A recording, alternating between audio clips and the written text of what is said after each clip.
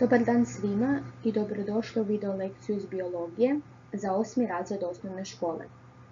Ja sam Lara, studentica 5. godine integriranog preddiplomskog i diplomskog studija biologije i kemije, a tema današnje video lekcije je hormonska regulacija. Nakon ove lekcije moći ćete razlikovati žlijezde s unutarnjim i vanjskim izlučivanjem, objasniti ulogu i prijenos hormona, staviti u odnos živčani sustav i žlijezde s unutarnjim izlučivanjem.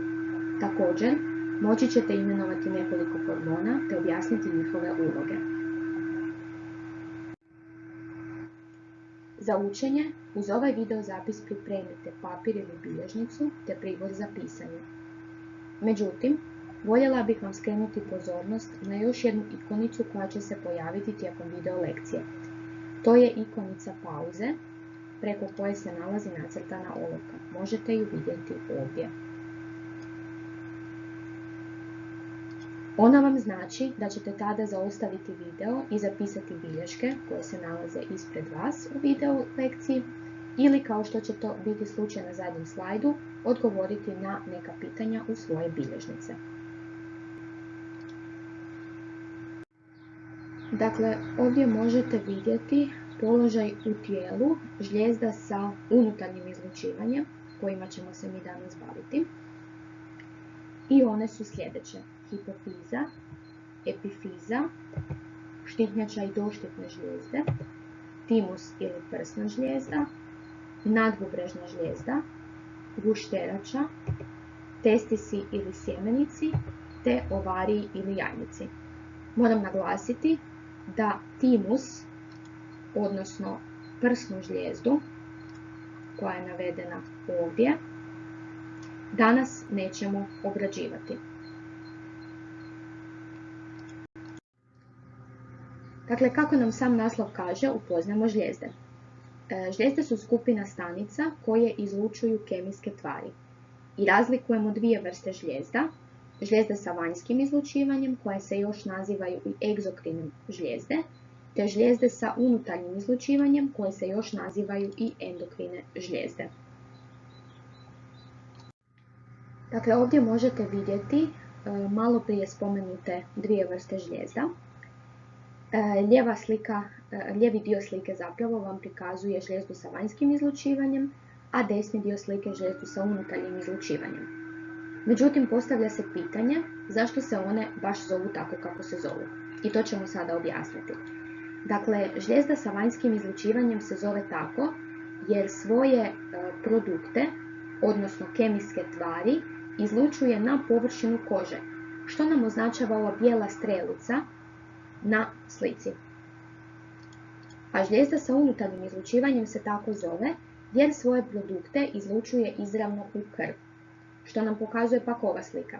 I ako sada pogledate, dakle ovaj tu crveni kanal je upravo krvna žila, odnosno krvotok, i unutra se nalaze ti produkti koje izlučuje žlijezda sa unutarnjim izlučivanjem. Sada je isto tako bitno napomenuti da se ti produkti žlijezda sa unutarnjim izlučivanjem nazivaju hormoni, dakle njih ćemo nazivati hormoni. I ta vrsta žlijezda nam je zapravo u našem tijelu od velikog značaja, zato što zajedno sa živčanim sustavom kontrolira određene procese u našem organizmu. Kroz daljnje slajdove ćemo objasniti svaku endokrinu žlijezdu zasebno. Vidjet ćete gdje se ona nalazi u tijelu, već ste zapravo vidjeli na prethodnom slajdu, ali ćemo i još ponoviti to, koje hormon izlučuje te koja je njezina uloga u organizmu. Sada ćemo navesti koje su to žlijezde s vanjskim, a koje su unutarnjim izlučivanjem. Dakle, žlijezde sa vanjskim izlučivanjem su probavne žlijezde i znojne žlijezde. Ako malo razmislimo zbog čega bi ih mi nazivali žlijezdama sa vanjskim izlučivanjem, sad ćemo objasniti. Dakle, probavne žlijezde izlučuju probavne sokove unutar probavnog sustava, a znojne žlijezde izlučuju svoj proizvod, a to je znoj, na površinu tijela. Molim vas da si to pored svake od ovih žlijezda zapišete. Primjer žlijezda sa unutarnjim izlučivanjem su sve već one spomenute na slajdu gdje ste mogli vidjeti njihov smještaj u tijelu, međutim ovdje su sada samo ispisane. Dakle, to su hipofiza, epifiza, štitnjača, doštitne žlijezde, nadbubrežne žlijezde, gušterača te spolne žlijezde. Ponovit ćemo da sve te žlijezde sa unutarnjim izlučivanjem svoje produkte, koji se nazivaju hormoni, izlučuju izravno u krvotok. Sada ćemo nešto reći o djelovanju hormona. Znači, uloga hormona jeste da reguliraju rad stanice, pri čemu potiču ili sprječavaju određene procese u organizmu. Bitno je napomenuti da hormoni ciljano djeluju na stanice i tkiva.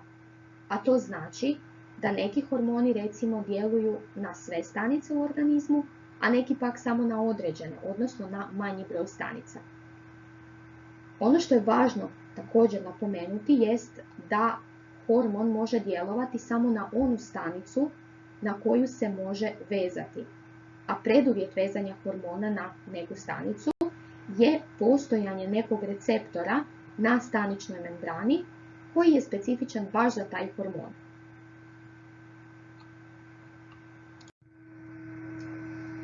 Sada ćemo se posvetiti, kao što smo ranije rekli, žlijezdama sa unutarnjim izlučivanjem. Prije svega treba zapravo spomenuti hipotalamus. Dakle, vjerojatno ste već ranije čuli za hipotalamus.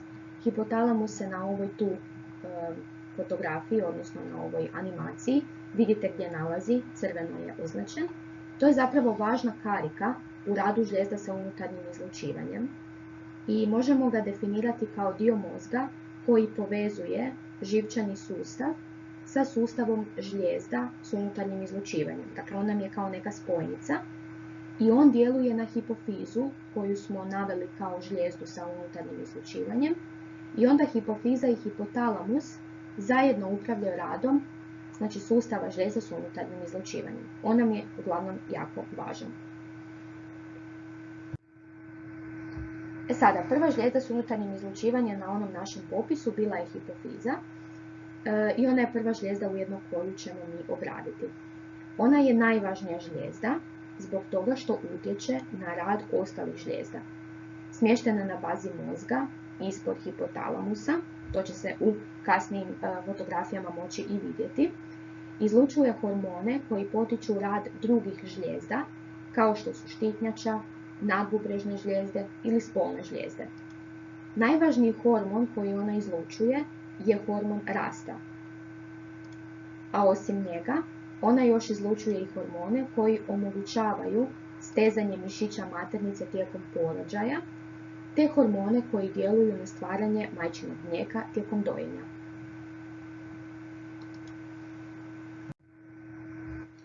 Evo, ovdje još jednom možete vidjeti gdje se zapravo nalazi hipofiza. Dakle, smještena je ovdje. Evo ga.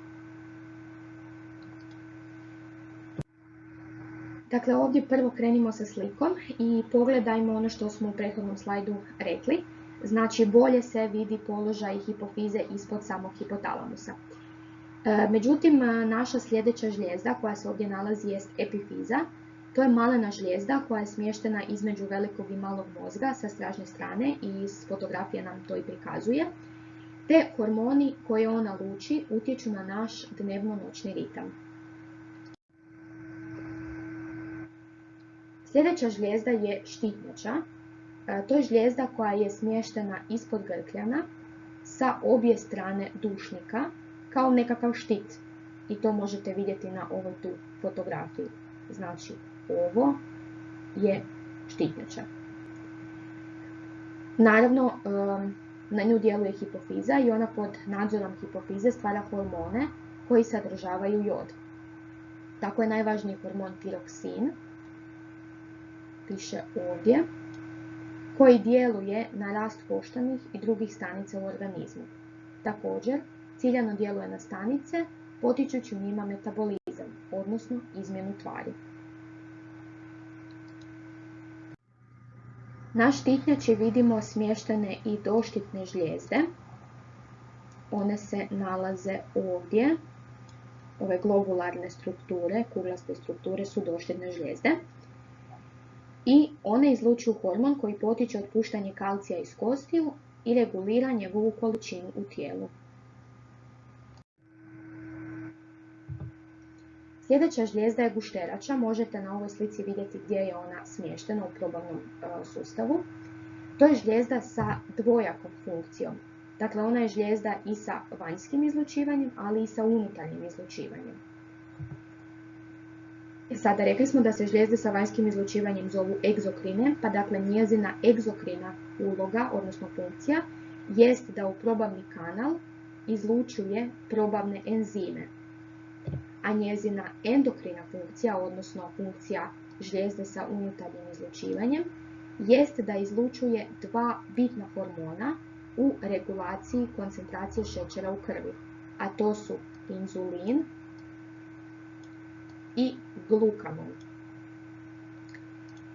Moramo reći da inzulin i glukagon su antagonistički hormoni, dakle djeluju suprotno. Inzulin služi za prijenos šećera iz krvi u stanice tijela kojima je potreban i na taj način održava stalnu koncentraciju šećera u krvi. A glukagon se izlučuje i djeluje kada je koncentracija šećera u krvi mala, odnosno kada ona pada, recimo prilikom gladovanja ili nekog napora organizma. Dakle, već smo rekli, djelovanje inzulina je prijenos šećera iz krvi u stanice tijela kojima je potreban i inzulin se luči kada je razina šećera u krvi visoka.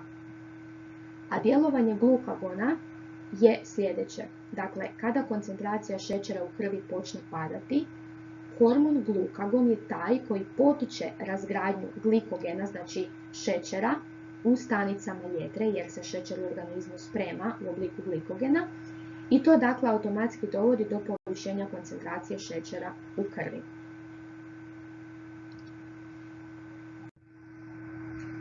Na ovom slajdu vidimo sljedeće žlijezde kojima ćemo se posvetiti, a to su nadbubrežne žlijezde. Vidimo da su one znači smještene, vidimo da su parne, znači imamo dvije nadbubrežne žlijezde. Poput kape se nalaze na bubrezima. Ovaj ovdje organ, crveno zaokružen, naziva se bubreg i nad bubregom se nalaze nadbubrežne žlijezde. Nadbubrežne žlijezde su dakle parne žlijezde i svaka je smještena iznad jednog bubrega. One izlučuju nekoliko hormona, međutim najznačajniji i najpoznatiji je adrenalin koji se pojačano luči u stresnim situacijama. Kada se adrenalin luči, tada se osobi ubrzava disanje, rad srca, povećavaju se krvni tlak i napetost mišića, a recimo usporava probava i lučenje sline. Na taj način, dakle lučenjem adrenalina, organizam se priprema za veće napore ili brze reakcije. To se može usporediti recimo sa situacijom ako veliki pas iznenada zareži i zalaje na vas. Vi ćete zapravo zbog lučenja adrenalina biti spremni pobjeći da vas pas ne napadne. I dakle zadnje žlijezde kojima se danas bavimo su spolne žlijezde. Na slici desno možete vidjeti dakle ženske spolne žlijezde jajnike i znači muške spolne žlijezde sjemenike. I te spolne žlijezde imaju dvostruku ulogu, a to je da stvaraju spolne stanice i izlučuju spolne hormone. Sjemenici, dakle parne muške spolne žlijezde, stvaraju spermije. Spermiji su muške spolne stanice, te izlučuju muški spolni hormon, testosteron. Testosteron djeluje na razvoj sporednih spolnih karakteristika muškarca i zapravo potiče stvaranje spermija. S druge strane, u jajnicima, parnim ženskim spolnim žlijezdama, sazrijevaju jajne stanice i jajnici znači izlučuju ženske spolne hormone. Postoje dva ženska spolna hormona, estrogen i progesteron. Oni utječu na razvoj osnovnih i sporednih spolnih obilježja te reguliraju menstruacijski ciklus i važni su za održavanje trudnoće.